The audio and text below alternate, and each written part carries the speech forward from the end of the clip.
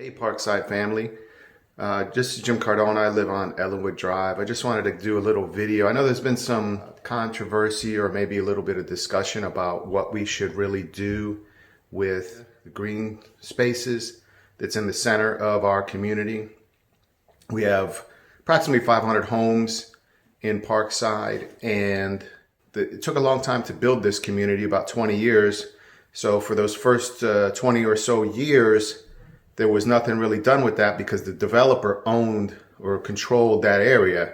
And it's only been recently in the last, so once the last home was built, that land was finally turned over to the HOA, and the HOA can start to say, okay, we really want to start doing some things with that property, which they've done. They've expanded the square footage or the area by the pool. They at least doubled the size of the children's playground, and now they're trying to do more things, and they have a budget for it. And there's been all this conflict of what they should do. So I just wanted to throw in some of my opinions. 3 years ago, the HOA sent out a survey, and the biggest thing that was the most popular thing was some type of splash pool or pool for kids. So that's what they kind of moved forward with, and then there was all this consternation and pushback on that. People said, well, we want a basketball court, or we want these other things, and why weren't we consulted? Why are they just doing this? Well, and which goes to show you that not everybody wants the same thing. We're sitting in my basement right now. Not everybody wants to have a ridiculous amount of pinball machines in their basement, especially my wife. What we're doing here is being a little bit short-sighted and just saying, what are we going to spend this year's money on to build this one thing? And what we don't have is more of a long-term plan. What we need is more of a long-term plan of what we're going to do with the entire space and how it's going to flow, how is it going to look out, how one item, when you put in the tennis courts, if you put in a basketball court, and then you put in a kid's splash pool, and then you expand the playground, and then you put in pickleball courts, how is all of that going to flow together? Are there going to be walkways from one to the next? Is there going to be some architectural design? Is there going to be some landscaping? So what I wanted to do was show you some things that I've seen at other developments. All right, over there is a tennis court. Then they have a bocce ball, two courts right there.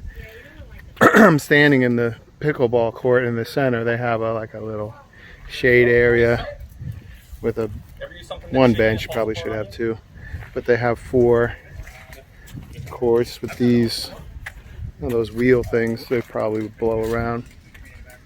And then this, you can see the fence is much lower in the pickleball than the tennis. Here's the view from the, I guess, bocce ball. There's a pickleball, a lot of people using it. You got like an architectural, like a little landscape area. There's a pond. You can see a big old dog park right there. People hanging out. Tennis courts. The dog park's got 2 different sections.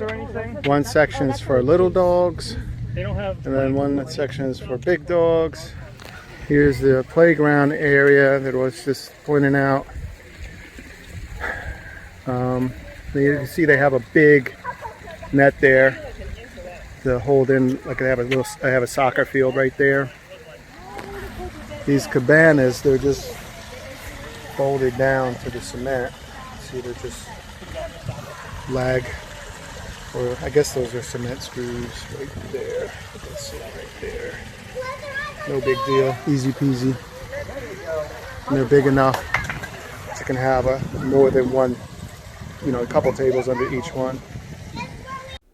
So I guess what I'm saying is I'd really like to see some type of grand plan. Maybe it's not something we all do in 1 year. Obviously we can't, we only have so much money. But maybe if we have an overarching plan that said, okay, here's a space, it's big enough for a pickleball court or a tennis court or a basketball court, and we're reserving it for that purpose. We don't know what that's going to be yet because we don't have the money yet. Maybe that's 5 years in the future. And then we do that for the entire space, so it's all laid out. Then you can see, okay, this flows into that. We can put in a little architectural element with some bushes and some big rocks or something. Maybe we put in another little building on the other side. I don't know. There's just so much things you can do, but I hate the fact that we're just going to say, oh, we have X amount of dollars.